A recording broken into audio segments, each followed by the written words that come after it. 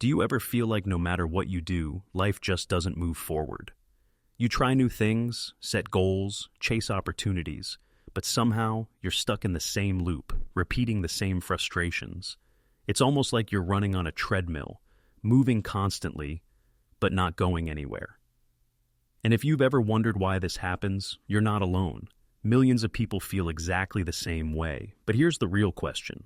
What if being stuck isn't just bad luck, laziness, or poor planning, but actually a signal from your deeper self? Carl Jung, the father of analytical psychology, believed that feeling stuck is not a failure. It's an invitation, an inner call to awaken, to uncover parts of yourself you've been ignoring, and to finally align with who you were truly meant to be. And by the end of this video, you'll not only understand why you feel stuck, but also learn Jung's timeless roadmap to break free, find clarity, and create a life that feels authentically yours. So stick around, because what I'm about to share may just shift the way you see your life forever. Let's start with some honesty. Feeling stuck in life can be painful. It's one of those experiences that makes you question everything. You wake up, go through the motions, do what's expected, but deep down, something feels missing. Maybe you're in a job that pays the bills but drains your soul. Maybe you're in relationships that feel surface level, with no depth or real connection. Or maybe you've been chasing goals, financial success, recognition, status, and yet, when you achieve them, the satisfaction fades quickly. Sound familiar? The truth is, this stuckness doesn't happen overnight. It builds slowly, quietly, until one day you realize you're no longer excited about your own life. You're existing, but not truly living. Now here's where Jung's perspective is so powerful. He didn't see being stuck as a curse. He saw it as a turning point, a wake-up call from the unconscious mind. Think of it like this. When your conscious life, your daily routines, your decisions, your external pursuits are out of sync with your inner truth, your unconscious creates resistance. You stop moving smoothly, and you feel stuck. So instead of treating stuckness as a dead end, Jung invites us to see it as a doorway. Behind it lies self-discovery, growth, and the freedom to live authentically. Now we're going to explore why we get stuck, what Jung discovered about the unconscious, and how you can apply his map to free yourself. Let's be honest. Feeling stuck in life can feel like one of the most frustrating experiences a person can go through. On the outside, you may seem like you're functioning. Maybe you have a job, you're paying the bills, you've got relationships, you're doing what society expects. But inside, it feels like you're frozen. You're moving, but you're not moving forward. You're alive, but you don't feel alive. It's like pressing the gas pedal in a car that's still in neutral. The engine is roaring, but the wheels just won't turn. And here's the most confusing part. Nobody ever teaches us why this happens. We're told how to study, how to get a degree, how to land a job, how to succeed in life. But no one sits us down and explains what to do when all of that isn't enough. What to do when the job, the relationships, the lifestyle, all the things you thought would make you happy, just don't. That gap between what you expected and what you feel is the breeding ground of stuckness. Carl Jung spent decades studying exactly this tension. He noticed that human beings don't just suffer from external problems, like money, relationships, or work. The deeper suffering often comes from internal misalignment. We get stuck not because life is objectively bad, but because there's a mismatch between the life we're living and the life our deeper self longs for. And until we bridge that gap, no amount of external success will ever feel satisfying. Think of it like wearing shoes that don't fit. At first, maybe you can manage. You walk around and it feels a little uncomfortable, but over time, that discomfort grows. Blisters form, pain increases. You can't ignore it anymore. Feeling stuck is your psyche's way of telling you the life you're wearing doesn't fit the soul that's walking in it. There are a few common reasons people today feel stuck, and Jung's ideas can help explain every single one of them. From a young age, most of us are handed a script. Go to school, get good grades, find a stable job, get married, have kids, retire, and hopefully be happy at the end of it all. Society tells us this is the path. Our parents, teachers, and culture reinforce it, and so we do our best to follow it. But here's the catch. This script doesn't fit everyone. In fact, Jung would argue that every person has their own unique calling, their own path toward individuation, becoming who they truly are.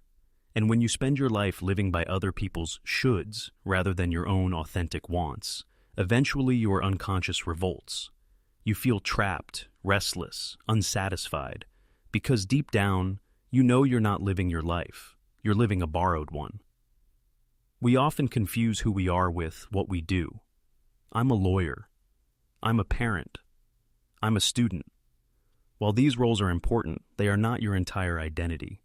Jung used the term persona to describe this, the mask we wear to function in society. But when we mistake the mask for our whole self, we lose touch with our deeper essence. This is why people often feel stuck during major life transitions. A parent whose kids leave home, a worker who retires, a student who graduates. When the role disappears, they're left asking, who am I without it? If we've never developed a connection with the inner self beyond our roles, we feel lost. Jung believed that much of human stuckness comes from ignoring the unconscious. All the feelings, desires, and instincts that don't fit with our socially acceptable self get pushed down. Maybe you wanted to be an artist but became an accountant because it was practical. Maybe you crave adventure but tell yourself to be responsible. Maybe you're deeply spiritual but hide it because your family wouldn't understand. The more we repress, the heavier life feels. Jung warned that what we push down doesn't disappear. It lives on as what he called the shadow, the hidden parts of ourselves we don't acknowledge. And the more we deny it, the more power it has over us, often showing up as anxiety, depression, or that vague sense of emptiness we call being stuck. Here's the paradox. We crave freedom, but we're terrified of what it might cost us. Change means uncertainty. It might mean disappointing others, leaving behind security, or admitting that the old path was wrong. Jung pointed out that the psyche often resists transformation because the ego, our conscious identity, clings to the familiar. It would rather stay stuck in misery than risk the unknown. That's why so many people stay in jobs they hate, relationships that drain them, or routines that make them miserable. They'd rather suffer familiar pain than face unfamiliar possibility. Okay, but why does this feeling hurt so deeply? Why does it make us anxious, restless, or even depressed? It's because being stuck goes against the very nature of life. Look at nature. Rivers flow, trees grow, seasons change. Movement and transformation are the essence of existence. Jung believed the same is true for the human soul. Our psyche is designed to evolve, to move toward wholeness. When we block that natural growth, the energy that should be flowing forward gets trapped inside us. And trapped energy turns into frustration, restlessness, and despair. Imagine a river dammed up. The water doesn't stop existing. It just builds pressure. Eventually, that pressure will either overflow or break the dam. That's exactly what happens to us when we ignore our deeper needs. The energy builds up and shows itself in other ways. Overthinking, addictions, constant dissatisfaction, or even physical illness. Now, let's zoom out. Feeling stuck isn't just a personal problem. It's become a cultural epidemic. Modern life bombards us with distractions. Social media constantly tells us what success should look like. Advertisements convince us that happiness is one purchase away. Hustle culture tells us to grind harder, while self-help culture tells us to just think positive. The result? Millions of people are stuck chasing an image of life that doesn't match who they really are. They look around and see others succeeding and wonder why they still feel empty. But what they don't realize is that many of those same successful people feel stuck too. They've climbed the wrong ladder and discovered it's leaning against the wrong wall. Here's where Jung's genius comes in. He saw that feeling stuck is not a random curse or a weakness. It is, in fact, the starting point of transformation. The psyche doesn't want you to stay the same forever. It wants growth, individuation, wholeness. And when you resist that natural movement, the unconscious creates discomfort to push you forward. Think of it like a wake-up call. When you're stuck, your unconscious is basically knocking on the door saying, "Hey, it's time to grow. The old way isn't working anymore. Something deeper is calling you." But most of us don't know how to answer that call, and that's why we stay stuck, sometimes for years, even decades. So, let me ask you, does this sound familiar? Do you wake up dreading the day ahead, Not because anything is wrong, but because nothing feels alive? Do you scroll through your phone at night, wondering why everyone else seems to have it figured out while you feel like you're standing still? Do you sense that there's more inside you, but you don't know how to reach it? If you answered yes, here's the truth. You're not broken, and you're not behind. You're exactly at the place where transformation can begin. Jung would say that your feeling of stuckness is not an enemy. It's not something to be ashamed of. It's a guidepost, a message, a signal from your unconscious pointing you toward the next chapter of your life. And the sooner you learn to listen to it, to understand what it's trying to show you, the sooner you can move from stuckness into freedom. Carl Jung once said, "Your vision will become clear only when you can look into your own heart. Who looks outside, dreams. Who looks inside, awakes." This one line holds a profound truth. The solution to overthinking, stuckness, or confusion isn't found in chasing more things outside of you. It's found in understanding your own mind. Jung believed that everything you need to move forward already exists within you. The problem is, most of us are too distracted by the noise of life to actually notice it. So, how do we begin this inner journey? Jung didn't just leave us with big abstract ideas. His teachings can be translated into very practical steps, things you can start doing today. And if you practice them consistently, you'll notice your mind becoming clearer, lighter, and more focused. Let's break this down into a P-by-step process, almost like following a map. Each step reveals something deeper about your inner world. The first step seems simple, but it's incredibly powerful. Just notice your thoughts. Set aside 5 minutes each day. Find a quiet place, sit comfortably, and allow your thoughts to flow. Don't try to control them. Don't try to push them away. Don't analyze them. Just watch them, like clouds drifting across the sky. At first, this will feel strange. You'll realize how many thoughts pop into your head in such a short time. One moment you're thinking about what to eat for dinner, the next moment you're replaying a conversation from 3 years ago. That's okay. Just notice. Why does this matter? Because most of us are trapped inside our thoughts. We identify with them so strongly that we think, "I am my thoughts." Jung teaches us that this isn't true. You are not your thoughts. You are the one observing them. Over time, as you keep practicing, you will start to notice patterns. Maybe you obsess about the future. Maybe you replay regrets. Maybe your mind constantly criticizes you. These patterns are clues from your unconscious. They show you what you need to heal.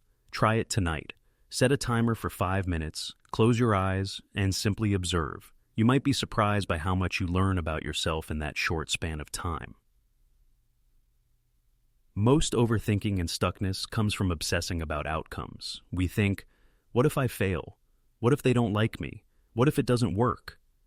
This future-based thinking traps us in anxiety.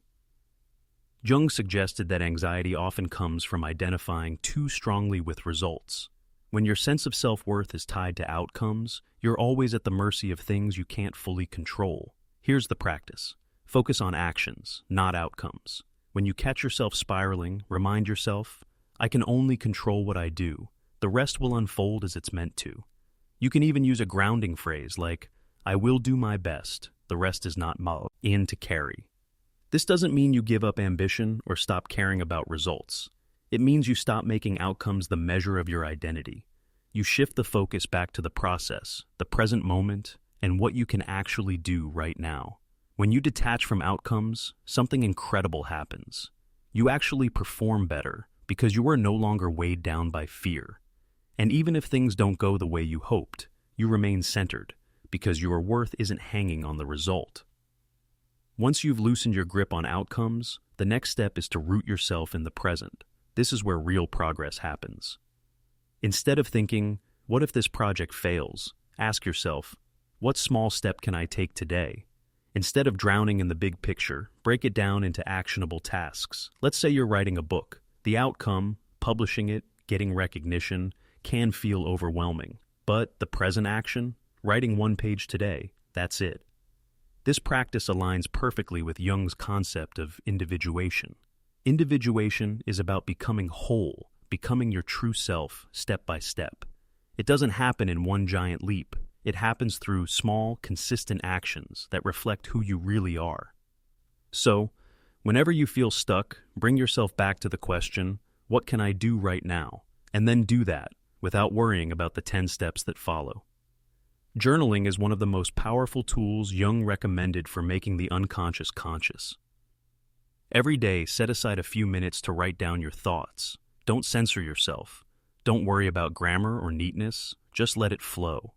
Then, once it's on paper, interact with it. Ask yourself, why am I thinking this? What am I really afraid of? What do I truly want? And write down the answers. It's like having a conversation with yourself, not the surface level self, but the deeper self, if that rarely gets a voice. Over time, this process reveals hidden fears, desires, and patterns. You'll notice that the same themes show up again and again. That's your unconscious trying to tell you something. By writing it down, you bring it into the light where you can finally work with it.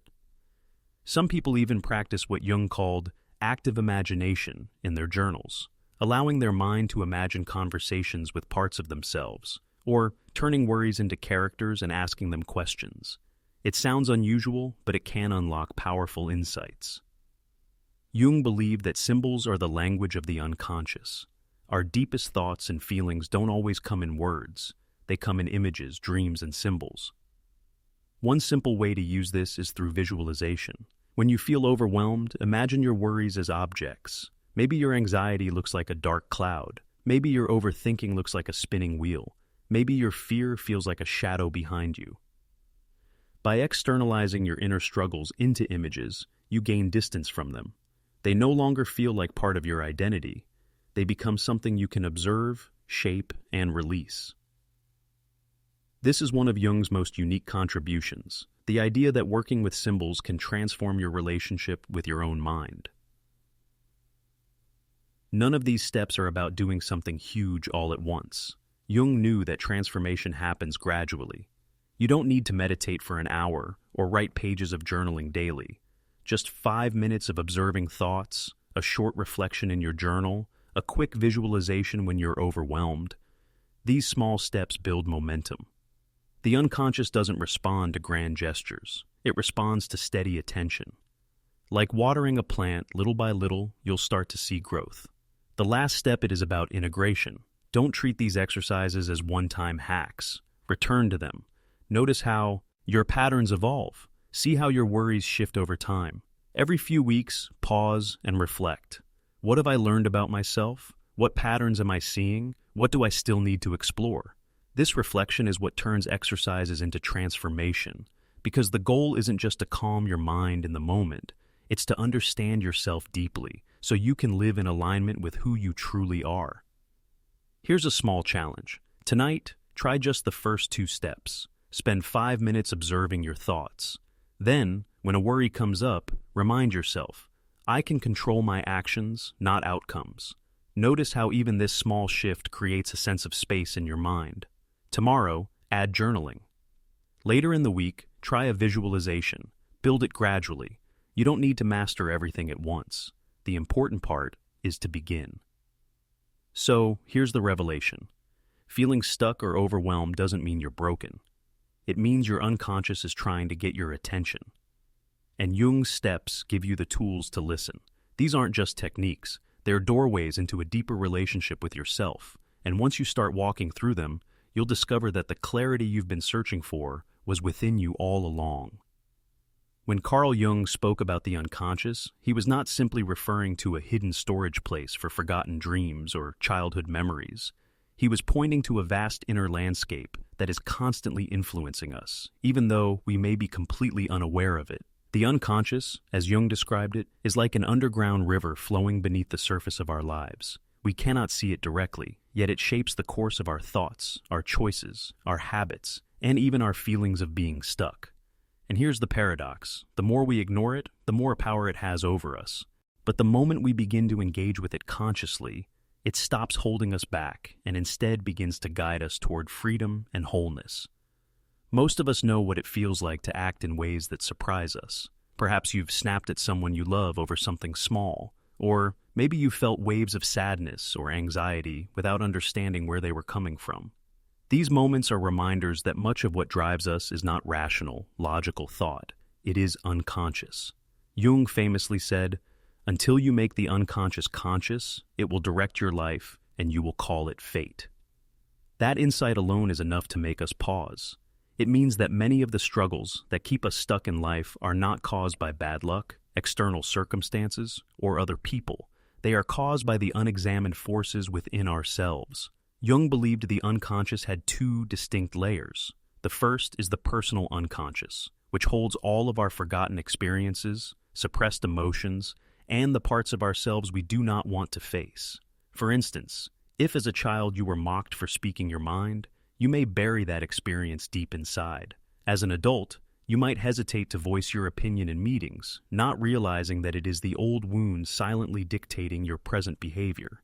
The second layer is what Jung called the collective unconscious. This is deeper still, shared by all of humanity. It contains universal patterns and archetypes, timeless characters and symbols that appear in myths, stories, and dreams across every culture. These archetypes represent the instincts and themes we all live with: love, fear, conflict, creation, transformation.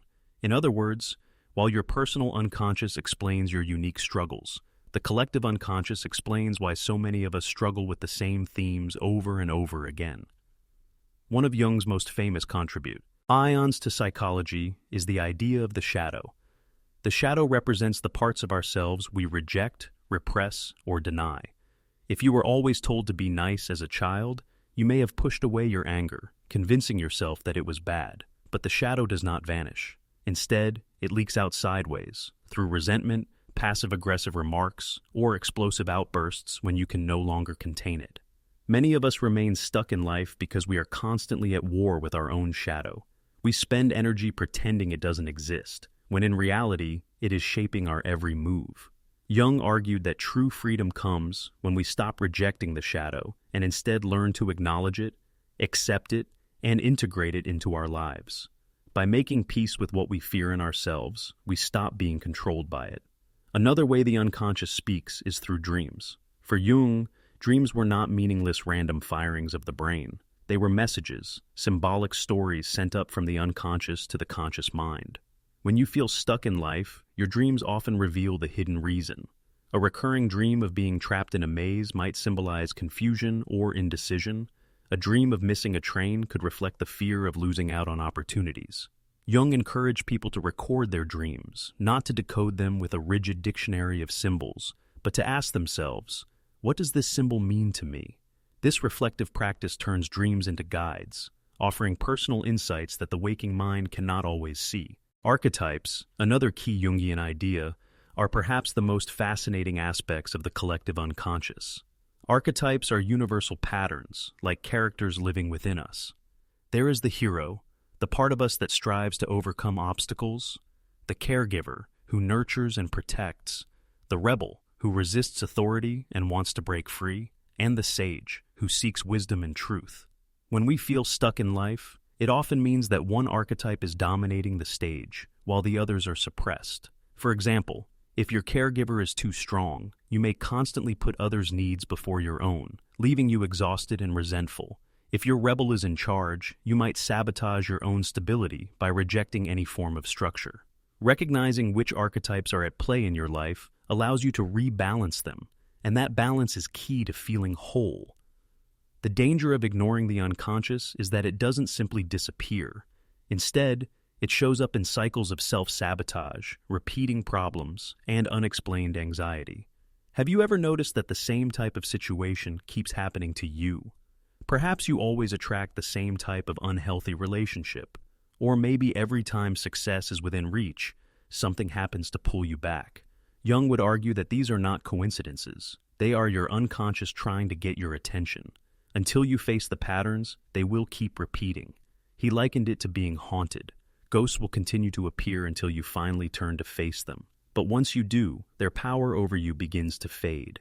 And here lies the beauty of Jung's vision. The unconscious is not only the source of our struggles, it is also the wellspring of our deepest wisdom, creativity, and intuition.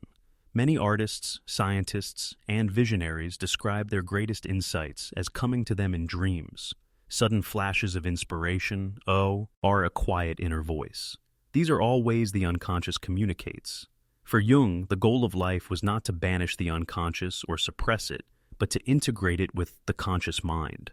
This process, which he called individuation, is the journey toward wholeness, bringing together the conscious and unconscious, the light and the shadow, the rational and the intuitive. When we live from this place of wholeness, we no longer feel divided or stuck.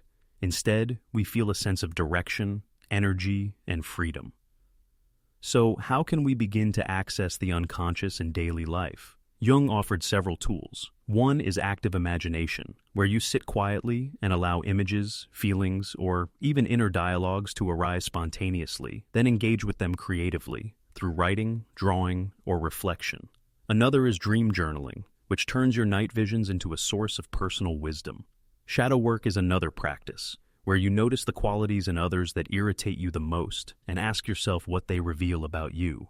Often, our strongest judgments are projections of our own hidden shadow. And finally, creative expression, art, music, movement, can open a channel for the unconscious to speak in ways that logic cannot.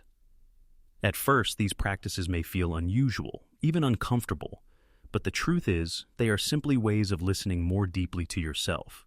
And as you listen, you may discover that the things you thought were blocking you were actually trying to guide you. The unconscious is not an enemy to fear, but a hidden ally, waiting to be acknowledged. Jung's greatest insight was that freedom does not come from rejecting what lies within us, but from embracing it. When we understand our unconscious, we stop wasting energy fighting ourselves. We reclaim the parts of us we once rejected, and in doing so, we stop feeling fragmented and start feeling whole. Feeling stuck in life, then, is not a sign of failure. It is a signal. It is your unconscious calling you to pay attention, to listen, and to grow. And once you do, you may find that the very thing you once feared becomes the key to your deepest transformation and freedom. Knowing about Carl Jung's ideas is fascinating, but the real transformation happens when we apply them to our daily lives. Feeling stuck is not something that gets solved by reading a quote or nodding in agreement with a theory. It shifts when we take action. Small, consistent practices that bring awareness to the unconscious and help us integrate the parts of ourselves we usually ignore. Jung's entire philosophy was about bridging the gap between what we consciously know and what lies hidden in our inner depths. The following tools are practical ways to start building that bridge so that the unconscious becomes a source of guidance rather than a silent barrier. The first and perhaps simplest tool is observing your thoughts without judgment. It sounds easy, but it is surprisingly powerful. Most of the time, we are so identified with our thoughts that we don't even notice them. We think we are them. But Jung would encourage us to step back and watch them as if they were clouds passing across the sky. You might set a timer for 5 minutes, close your eyes, and just notice whatever arises. A worry about the future, a memory from yesterday, an inner criticism, all of it becomes material to observe. The goal is not to stop the thoughts or change them, but simply to see them. Over time, you'll begin to notice patterns, recurring fears, habitual doubts, or stories you tell yourself again and again. Once you can see the pattern, you are no longer controlled by it. The unconscious begins to reveal itself in the simplest way, through quiet observation. Another tool is detachment from outcomes. Overthinking and feeling stuck often come from clinging too tightly to results we cannot control. Jung suggested that much of our anxiety is rooted in identifying too strongly with the future, believing that if things don't go a certain way, we will be ruined. To counter this, we can practice gently reminding ourselves, I can control my actions, but not the results. A simple phrase like, I will do my best, the rest will unfold, can become a calming anchor. Imagine applying this to a job interview, a creative project, or even a difficult conversation.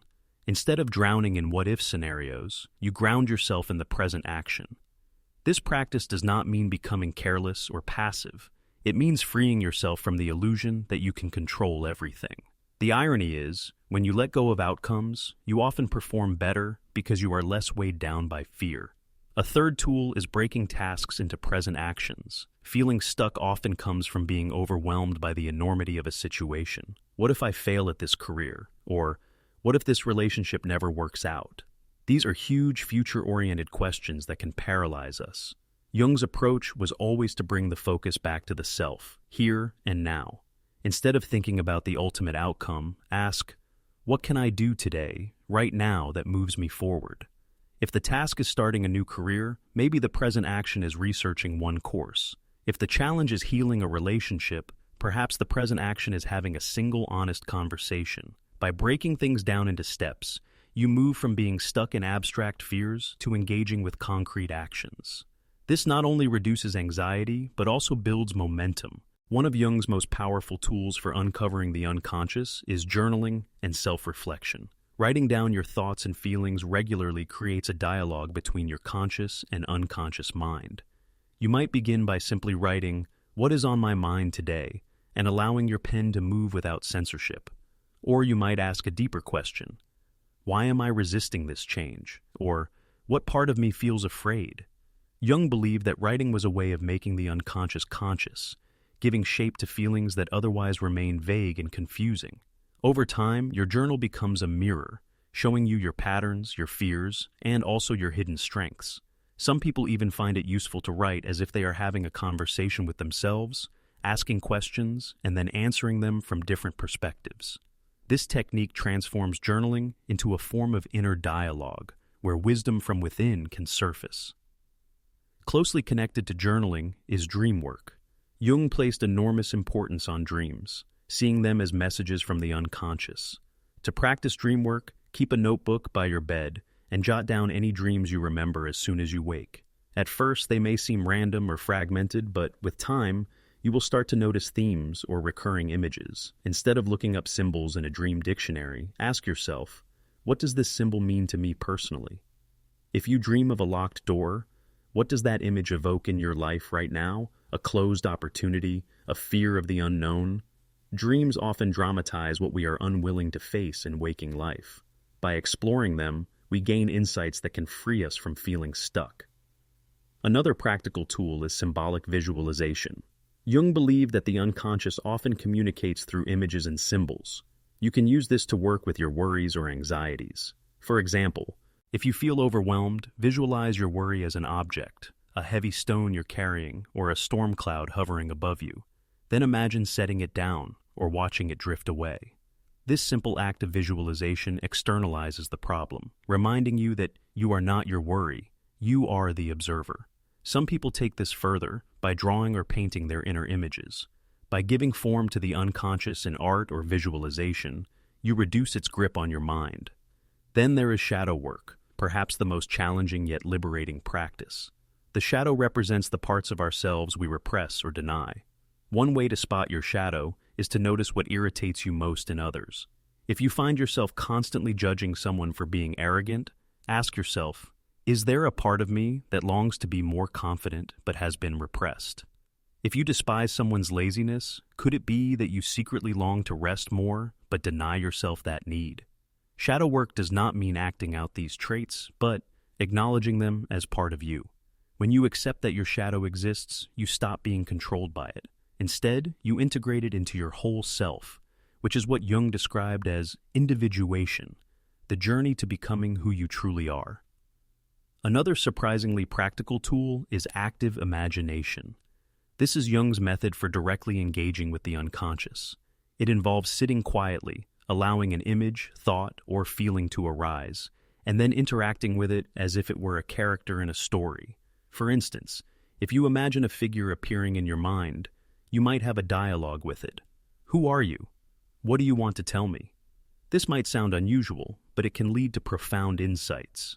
Jung himself practiced this and found that it opened a channel between the conscious and unconscious, bringing clarity and creativity into his daily life. To make all of these tools practical, it's important to integrate them into daily routines. You don't need hours of meditation or elaborate rituals. 5 minutes of observing your thoughts in the morning, a few lines of journaling at night, or simply recording your dreams can start to shift your awareness. Over time, these small practices accumulate into a deep familiarity with your inner world. Instead of being pushed around by unconscious forces, you begin to work with them. What's important to remember is that these tools are not about perfection. Jung did not believe in erasing flaws or becoming a polished, flawless person. His vision was about wholeness, accepting both the light and dark within us. The tools are not meant to fix you, but to help you meet yourself more honestly, And when you meet yourself fully, something extraordinary happens. The sense of being stuck begins to dissolve. You realize that your struggles are not walls blocking your path. They are invitations to know yourself more deeply. Think of these tools as daily conversations with your own mind and soul. By observing, journaling, reflecting, and visualizing, you are building a relationship with the hidden parts of yourself. It's like turning on a light in a dark room. The monsters you feared are revealed to be shadows of your own making, and the treasures you overlooked begin to shine. This shift does not happen overnight, but with steady practice, the unconscious becomes less of a mystery and more of a guide. In the end, bringing Jung's ideas into daily life is about learning to trust the wisdom that lies within you. It's about recognizing that the answers to your deepest questions are not out there, but inside, waiting for you to listen. Each time you pick up a pen to journal, each time you reflect on a dream, each time you catch yourself judging, and instead turn inward, you are taking a stazuru, P on the path to freedom. You are no longer stuck, because you are in motion. You are engaging with life at its deepest level, guided by the unconscious, which is not your enemy, but your ally.